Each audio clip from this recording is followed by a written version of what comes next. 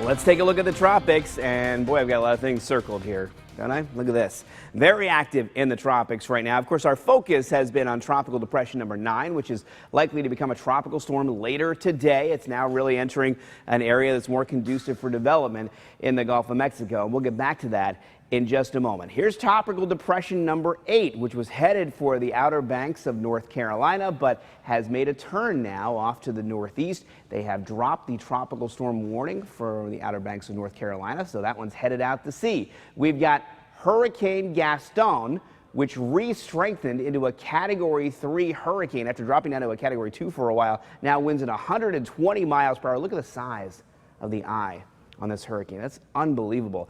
Just heading out to sea, though, not bothering anybody. And our next system that we're going to be keeping an eye on through this week and into the weekend and next week is a tropical wave that's moving away from the African coast now south of the Cabo Verde Islands. That's going to travel across the Atlantic, should be over near Puerto Rico and the Leeward Islands by the end of the weekend, so something we'll have to keep our eyes on there. So let's talk about the latest spaghetti models for Tropical Depression number 9, which takes it up through the Panhandle of Florida and the Big Bend area here. That's a little bit more of a shift to the west, and so the National Hurricane Center has gone ahead and shifted the entire forecast track to the west, and you'll notice it right away. Look at this.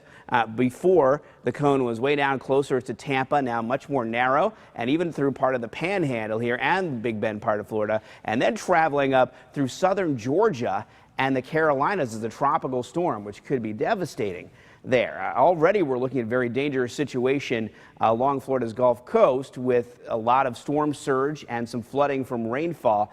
And also this storm could definitely intensify into a hurricane just before making landfall, which is why there has been a hurricane watch issued in pink right here from Tampa all the way over toward Panama City here in the Panhandle. Also, you can kind of see it underneath here in dark blue. That's a tropical storm warning for the same area, and then there's a tropical storm watch back a little farther to the east here as this is expected to move inland pretty quickly. So for us, we're looking at enhanced chances for rain as long as this system sits out there. We've got a few showers moving through Florida this morning, our part of Florida this morning, not an incredible amount of rainfall, but there is a flood watch in effect for Palm Beach County until midnight tonight, and that's because we got so much rainfall yesterday that any more rainfall today will certainly create an issue that could cause some temporary flooding.